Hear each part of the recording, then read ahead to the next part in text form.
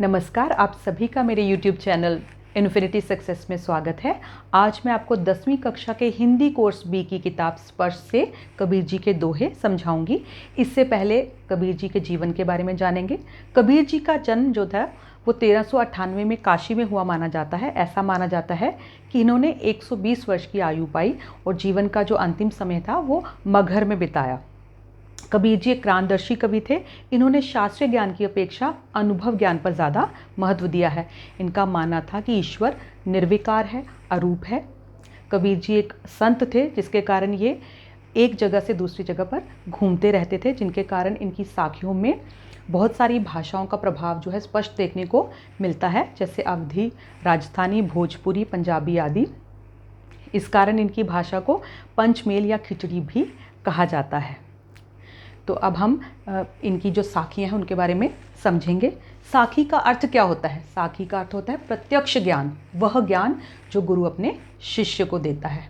कबीर जी की साखी जो है वस्तुतः दोहा छंद है। अब दोहा छंद कैसे है? दोहा दो पंक्तियों का होता है, जिसमें तुकांत होता है, वो छंद युक्त दोहा कहा जाता है। ठीक है, कबीर जी के जो दोहे हैं वो तुकांत युक्त हैं, इसलिए इनको कहेंगे ये छंद युक्त दोहे हैं। ठीक है, अब हम पहले दोहे को समझेंगे। ऐसी बाणी बोलिए मन का आपा खोई, अपना तन शीतल करे औरन को सुख होई।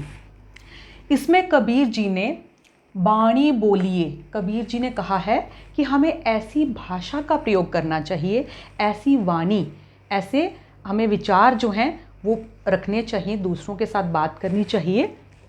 मन का आपा खोई, जिससे हमारे मन का अहंकार जो है मिट जाए। जब हम दूसरे से अहंकार रहित होकर बात करेंगे, अभिमान रहित होकर बात करेंगे।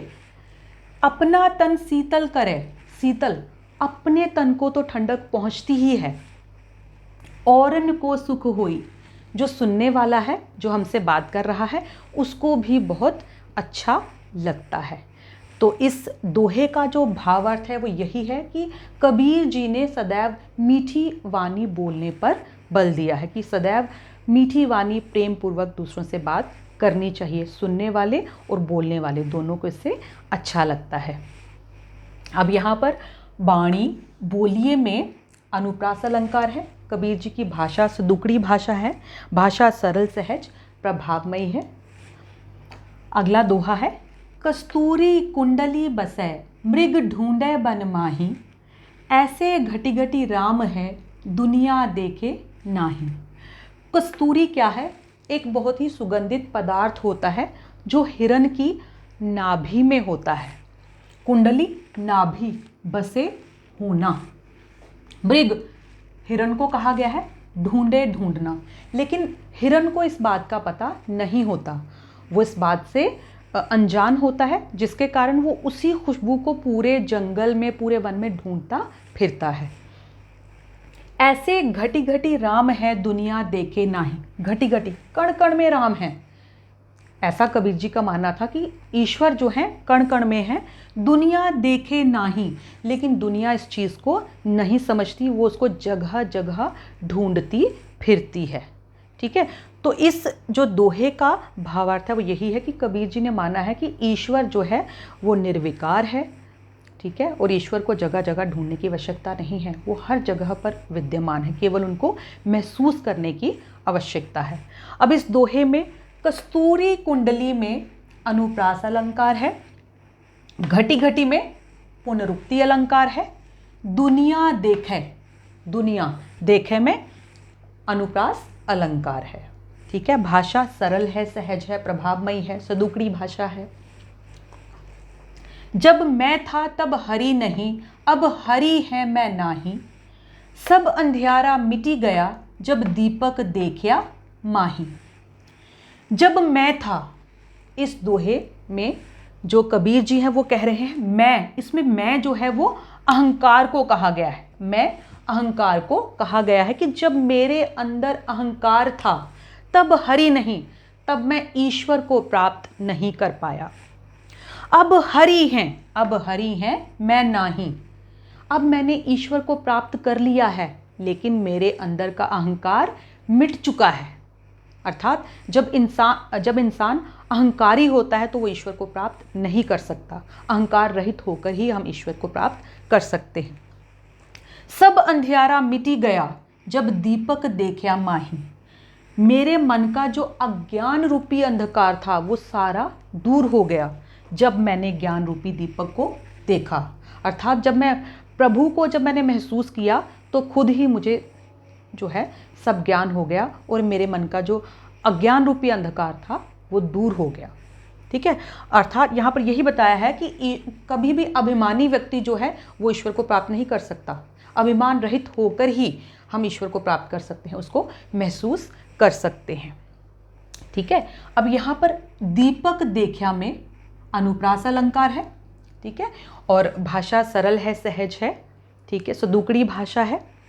अगला दोहा है, सुखिया सब संसार है खाए अरु सोवे।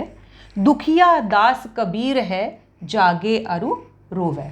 ठीक है, इसमें कबीर जी कह रहे हैं कि सुखी, सारा संसार सुखी है। वो सुखी क्यों है? क्योंकि खाए अरु सोवे, वो सांसारिक मोह माया में डूबा हुआ है। आराम से खाता पीता है, अच्छे व्यंजन खा रहा है, सांसारिक मोह माया में पूरी तरह से डूबा हुआ है और आराम की नींद जो है वो सोता है। दुखिया दास कबीर है जागे अरु रोवे। ठीक है, अब इसमें बताया गया है कि कबीर दास जी दुखी हैं। वो दुखी क्यों हैं? जागे अरु रोवे, वो जागे हुए हैं, वो सत्य से परिचित हैं।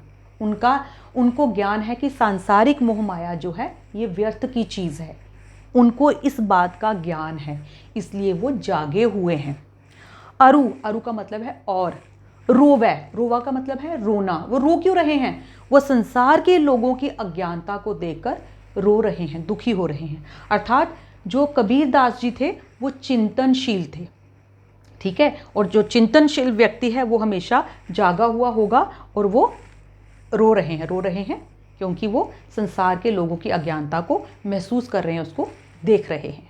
ठीक है, तो इस दोहे में जो है कला पक्ष में, जिसको हम काव्य सौंदर्य कहते हैं, इसमें जैसे ऊपर भी मैंने आपको बताया, यहाँ पर अनुप्रास अलंकार है। सुखिया सब संसार में अनुप्रास अलंकार है। भाषा सरल सहज प्रभावमयी है और सदुकड़ी भाषा का प्रयोग किया गया है।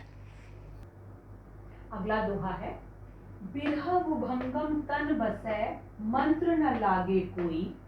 राम वियोगी ना जीवे तो बोरा होई।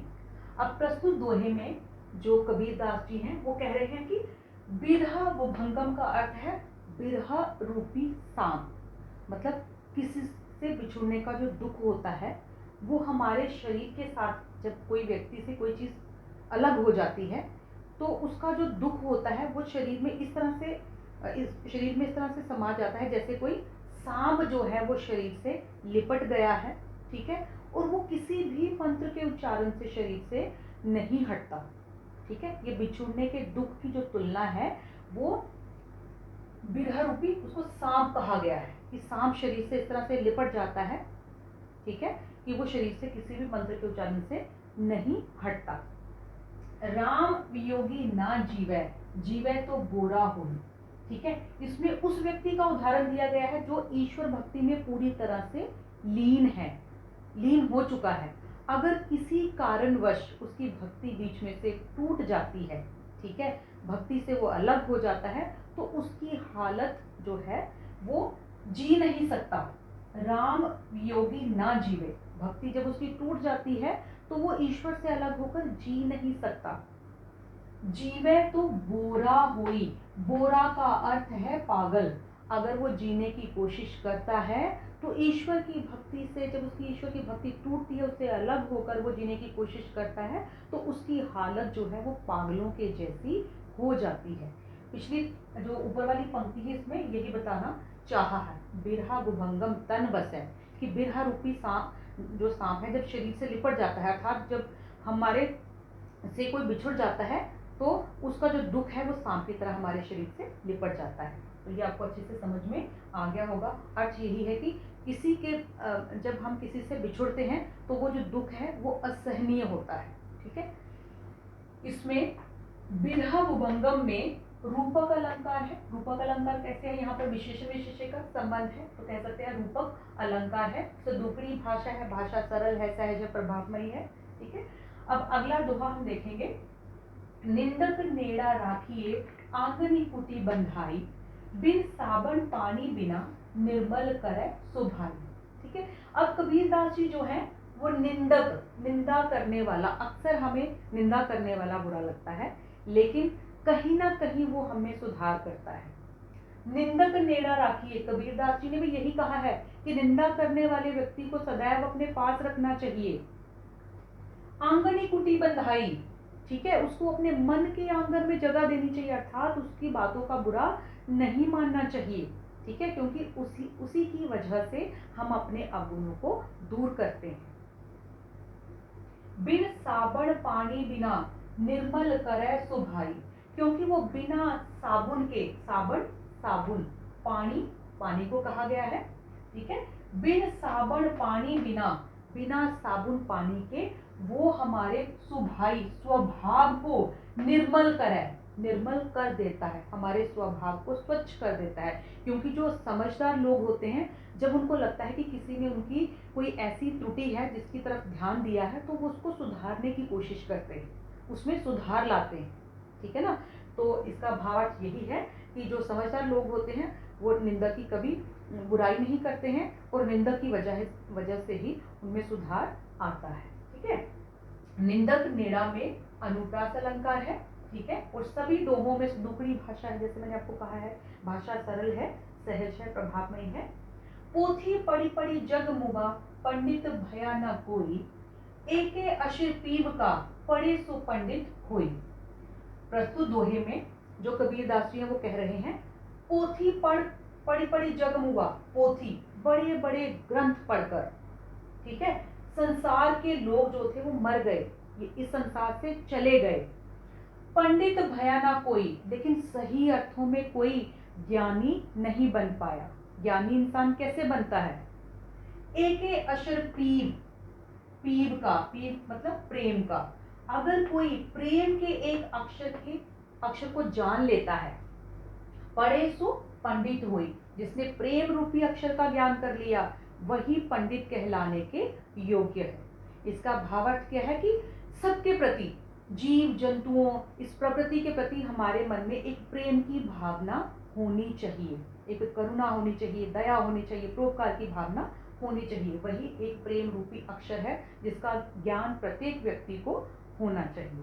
ठीक है, तो इसमें पोथी पढ़ी पढ़ी में अनुप्रास अलंकार है। अब अगला दोहा है, हम घर जालिया आपना, लिया मुराड़ा हाथी, अब घर जालो तास का, जय चले हमारे साथी। इसमें जो कबीरदास जी हैं वो कह रहे हैं, हम घर जालिया आपना, इसमें घर जो है किसको कहा गया है? जो अपने मन की सांसारिक मोह माया है, लालसा है, लोभ है, उसको घर कहा गया है। जालिया जलाना, आपना, अपनी सांसारिक मोह माया लालच जो भी था हमने जला दिया। कैसे जलाया? लिया मुराड़ा हाथी, मुराड़ा यहाँ है जलती हुई मशाल लेकर, ठीक है, हाथी हाथ में, हमने अपने हाथ में जलती हुई मशाल लेकर अपनी जो घर जला दिया, जलती हुई मशाल लेकर अपने हाथ में हमने अपना घर जला दिया, अर्थात हमने ज्ञान के दीपक से, ज्ञान रूपी मशाल जो थी उससे हमने अपने अंदर की जो सांसारिक मोह माया थी, जो लोभ था, लालच था, उसको हमने खत्म कर दिया। अब घर जालो तास का, जे चले हमारे साथी। अब कबीरदास जी कह रहे हैं, हम उसके घर को जलाएंगे, जे चले हमारे साथी, जो हमारे साथी हैं, जो हमारे मित्र हैं, जो हमारे संपर्क में आने वाले लोग हैं, हम उनके घर को भी जलाएंगे। अर्थात उनकी जो मन की जो लालच है, जो सांसारिक मोह माया, उसको भी हम दूर कर देंगे। कहने का भाव यह है कि जो कबीरदास जी थे वो एक मतलब क्या बोलेंगे उनको, प्रांतदर्शी कवि थे। वो समाज का सुधार करना चाहते थे। ठीक है, इसमें प्रतीकात्मक शैली का बहुत सुंदर प्रयोग हुआ है। घर जो है, घर क्या है? सांसारिक मोह माया, मुराड़ा जलती हुई मशाल, किस तरह से हमने ज्ञान की मशाल से अपने जो अंदर की जो मोह माया थी उसको मिटा डाला। ठीक है, इसमें भी दुकड़ी भाषा है, भाषा सरल है, प्रभावमयी है। ठीक है, तो इस तरह से हमने ये जो कबीर की साखी थी उसको हमने पढ़ा। ठीक है, आशा है आपको ये जो साखी है अच्छे से समझ में आई होगी। तो अगर आपको साखी अच्छे से समझ में आई है तो प्लीज़ इस वीडियो को लाइक करें, शेयर करें, मेरे चैनल को सब्सक्राइब करें और बेल आइकन को दबाएं। आपका बहुत बहुत धन्यवाद।